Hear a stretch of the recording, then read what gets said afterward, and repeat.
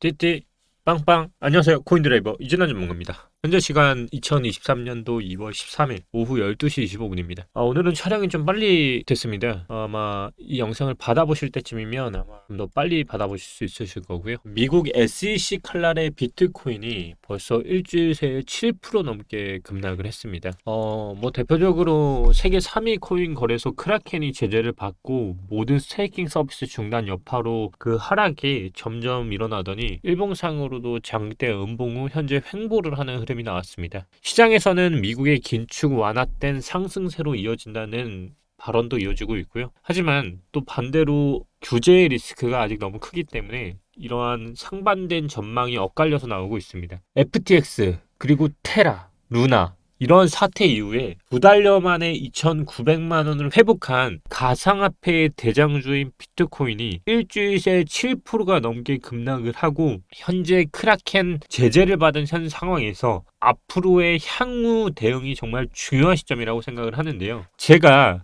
기존 영상에서는 한국 금리 기준으로 말씀을 드린 부분이 있습니다. 아마 지난 영상을 보신 분이면 아실 거예요. 한국 기준금리로 제가 오히려 보기 쉽게끔 해드리려고 현재 기준으로 3.5 되어 있다고 했는데 유튜브에 이런 댓글이 달렸어요. 막간을 이용해서 여기 보시면 오늘 올라가는 영상이나 매 영상마다 하단에 보시면요. 이렇게 공식적인 이진한 텔레그램이 운영되고 있습니다. 당연히 무료만이고요. 입장하시면 영상 올라오기 전에 정보들에 대해서 좀 더 빠르게 받아보실 수 있으니까요. 지금 잠시 영상 멈추시고 입장하시면 됩니다. 텔레그램 통해서 입장 가능하시기 때문에 텔레그램이 설치가 안 되어 있으신 분들은 설치하시고 입장하시면 됩니다.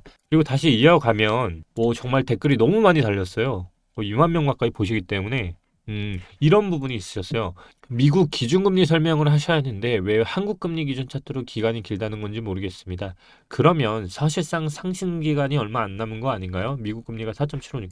맞습니다. 그러니까 영상을 잘 보시면 아시겠지만 제가 보기 쉽게 한국 금리하고 비교해서 해드린 건데요. 오늘은 한국 금리가 아니라 그러면 미국 기준금리 기준으로 한번 말씀을 드릴게요. 지금 현재 미국의 기준금리는 4.75%입니다. 근데 우리가 알고 가야 하는 사실이 있어요. 이 얘기가 왜 나왔는지 결국 가장 궁금한 거는요. 우리가 생각하는 금리 인상이 멈춘 뒤에 그 후에 코인이든 증시든 향방이 어디로 갈 것이냐. 말 그대로 붕괴냐 대세 상승이냐 여기서부터 나왔던 건데요. 제가 그러면서 말씀을 드렸던 게 바로 경기 침체 사진이었어요. 잘 아시다시피 제가 이 사진을 보내드리면서 잘 봐라. 이때 터졌던 거 뭐냐, 이때 터졌던 거 뭐냐, 다 경제 위기에 관련된 것들이었어요.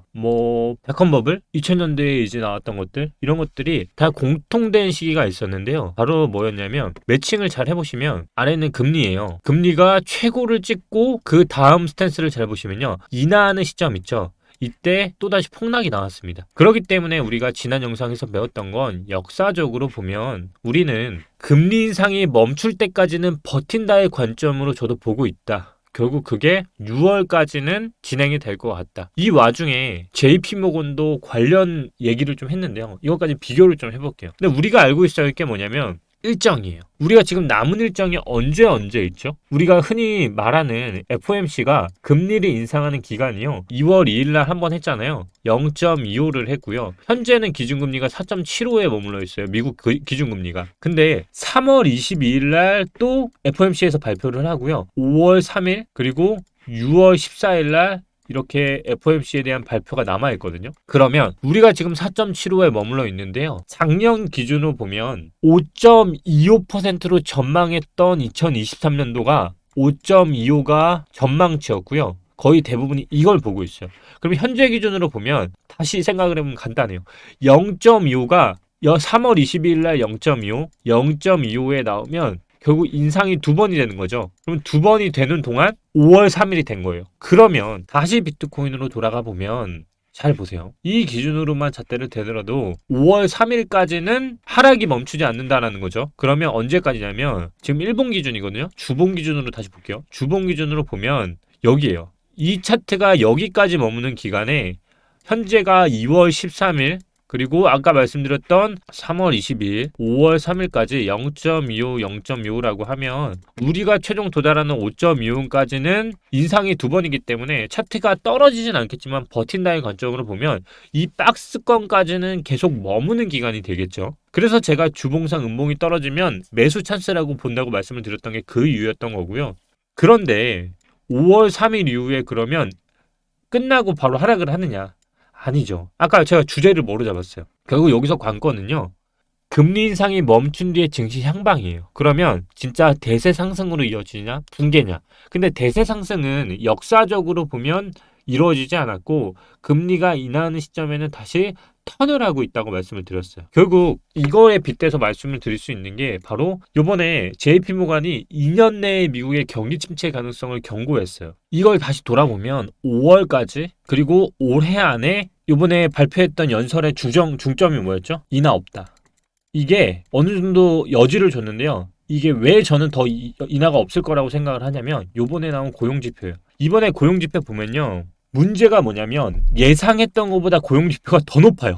우리가 맨날 그 얘기 들었죠. 뉴스 보면은 아니 애플 뭐 테슬라 시작해서 고용 다 뭐 해고하고 정리해고 한다고 하는데 어라? 대기업들 왜 이렇게 고용을 많이 해? 지금 이게 역으로 나오고 있어요. 거기에 또 뭐가 나왔냐면 오늘 TV조선에서 나오는 건데요. 높아진 미국 기대 인플레가 미국 기준금리가 5.5%. 제가 아까 5.25가 최종으로 생각하는 거라 했죠. 근데 여기서 뭐가 나왔냐면 한 번 더 인상한다. 이 얘기는 지금 제가 아까 여기를 보면 3월 20일에 0.25로 두 번 이상하면 최종금리 맞춰진다. 근데 5.5가 되려고 하면요. 지금 파월이 요번에 나왔던 지표를 보면요. 0.5에 대한 지표가 굉장히 높아졌거든요. 2월 2일에 나왔던 건 0.25지만 3월 20일에 나오는 게 0.5가 나오면 빅쇼트가 나오는 거잖아요. 빅스텝이 나오기 때문에 0.5 한번 밟고 0.25로 나오면 5.5까지도 맞춰질 가능성이 열린 거예요. 그게 이번에 얼마나 높아졌냐면 40%까지 넓어요. 9%에서 40%가 된 거예요. 2분의 1 이상이 거의 5.5까지도 현재 보고 있다는 역설이 인플레 때문에 나왔어요. 거기다 고용 사정도 지금 좋다고 했죠. 고용도 높고 인플레도 높고 아니 시장이 우리가 금리를 높인 게 왠데 낮추려고 하는 건데 근데 이게 시장의 통제가 지금 안 되고 있는 거예요. 보면 미국 소비자들의 1년 뒤 물가 상승률 전망치는 4.1% 오히려 전담은 높아졌다. 물가 상승률을 잡히지 않고 있고 기대 인플레이션이 높으면 물건값이 오르기 전 미리 사려는 수요가 물리면 인구가 오를 수 있다는데 전체적으로 금리를 올려도 시장이 내 마음처럼 되고 있지 않다 보니까 예상했던 최종 금리가 더 높아질 가능성까지 열려 있다. 결국 이러한 스텝들을 전체적으로 보면 올해 안으로 금리 인하에 대한 거는 최소한 3분기 9월까지는 저는 최종금리가 나오더라도 떨어질 가능성이 없다고 보고 있고요. 그 얘기를 다시 빗대보면 9월까지 그러니까 하반기, 3분기, 4분기 안에 하락에 대한 모멘텀을 줄 수는 있지만 9월 전까지는 시장에 대해서는 크게 떨어질 염려는 하지 않는 게 좋을 것 같다는 게 현재 중점적으로 말씀드릴 수 있는 부분인 것 같고 그렇기 때문에 이렇게 JP모간에서도 미국의 경기 침체 가능성을 경고하고 나섰지만 그 시간이 현재가 아니라 향후 2년 안에 그래서 제가 계속 말씀드렸던 이 부분 여기서 정점을 찍고 하락까지 가는데 4개월이었죠. 여기서 잘 보시면 정점을 찍고 하락으로 턴하는데 3개월, 4개월이 들어요. 여기서 여기만 가는데 그 얘기는 결국 이걸 다 맞추기까지는 시간이 분명히 많이 필요하고요. 턴을 하는 데까지는 시간이 더 늘어났고요. 더 늘어났죠. 지금 우리가 19년, 20년, 21년, 22년, 23년 이 기준으로 봤을 때 금리가 지금 여기까지 와 있잖아요. 4.75로. 이 기준으로 보면 이 텀 하는 수 있는 시간이 더 길어졌다. 그러면 최소한 최종 금리가 나오고부터 최소한 5개월, 6개월 이후에 하락으로 턴을 할 수 있고 그때가 본격적인 하락으로 턴을 하는 시점이기 때문에 지금 우리가 어떤 접근을 해야 하는지를 정말 중점적으로 보실 필요가 있다는 거고 월봉으로 본다고 하면 이 기간 안에 이 나올 수 있는 횡보적인 흐름이 거의 여기까지도 하반기까지는 버틴다라는 관점을 유지해 보면 지금 나오는 가장 많이 보는 게 역헤드 숄더 패턴으로 추가 상승 나오는 걸 많이 보고 있거든요. 그러면 그때는 이 볼린저 밴드가 여기까지 오는 상승이기 때문에 저는 여기 이상은 가지 못한다고 했잖아요. 결국 한 방의 상승이 더 남았다고 하면 추가적인 상승이 나와서 여기 나왔던 구간은 2분의 1 지점까지 돌파를 하되 경기 침체가 끝나는 시점에 다시 턴을 해서 추가적인 하락으로 이어가는 N자, 이 N자 패턴으로 최종적으로 빠지는 흐름까지도 봐야 한다라는 거예요.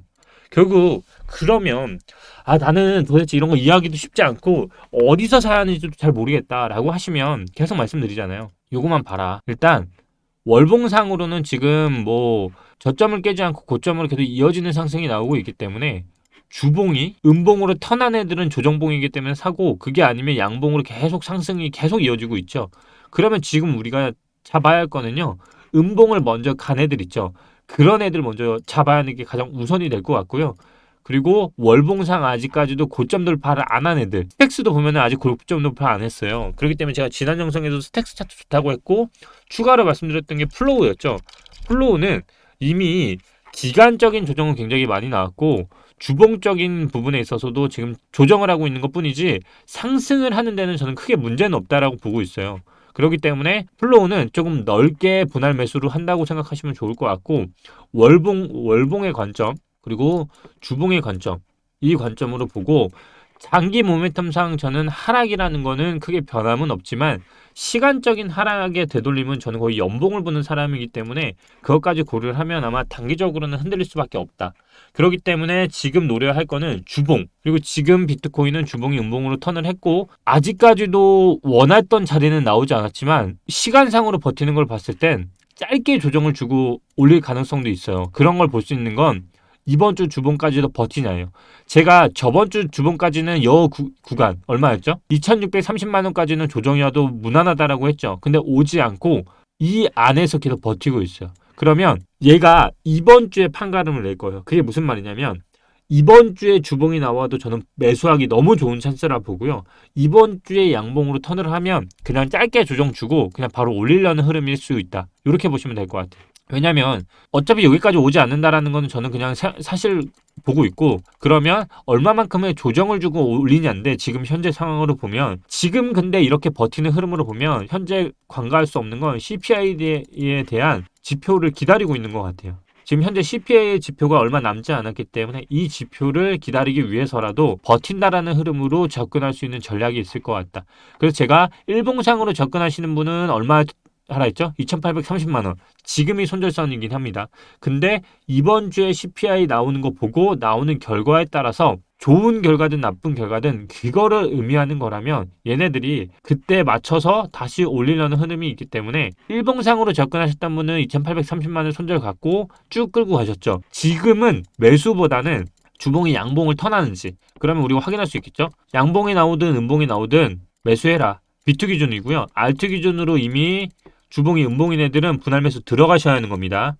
선행하기 때문에. 근데 비트만 노리시는 분, 이더만 노리시는 분한테는 음봉일 때 사는 거는 베스트, 양봉일 때 사는 거는 안전한 보수적인 매매, 이렇게 접근하시면 될 것 같고, 전체적인 공통의 사항은 저는 큰 하락은 매수의 찬스일 뿐이지 이거는 하락으로 턴하는 흐름은 아닐 거라고 보고 있습니다. 결국 이러한 것들을 잘 생각해 보셔서 매수를 하실 때 좀 참고 하시면 좋을 것 같고, 그래도 나는 정말 매수매도 어렵다 하시면 그냥 지금 나오는 텔레그램 입장하시면 도움이 될 것 같습니다. 그래서 기존 영상에서 한국 기준금리, 그리고 현재 미국 기준금리 4.75, 그리고 남은 일자 3월 그리고 5월 얼마만큼 올릴 수 있는지, 그리고 현재의 기대치는 40% 이상까지 반영을 해서 최종 예상했던 금리보다 5.5%까지도 높아질 수 있는 확률이 늘어났다. 결국 이걸 종합해 보면 경기 침체가 되는 순간이 아니라 최종 금리가 나오고 4, 5개월, 6개월 뒤부터 본격적인 하락이 나왔다. 결국 이러한 모든 것들을 대조해 보셔서 내가 어떤 매매를 할지를 조금 해보시면 좀 더 수익률이든 읽는 거에 대해서는 좀 더 줄일 수 있지 않을까 싶습니다. 오늘은 제가 준비했던 자료는 여기까지였고요. 오늘은 미국 기대 인플레 그리고 앞으로 남은 CPI 일정 다 고려하셔서 텔레그램 입장하셔서 저와 함께 계속 호흡 나누시면 될 것 같습니다. 감사합니다. 오늘도 이진환 전문가였습니다.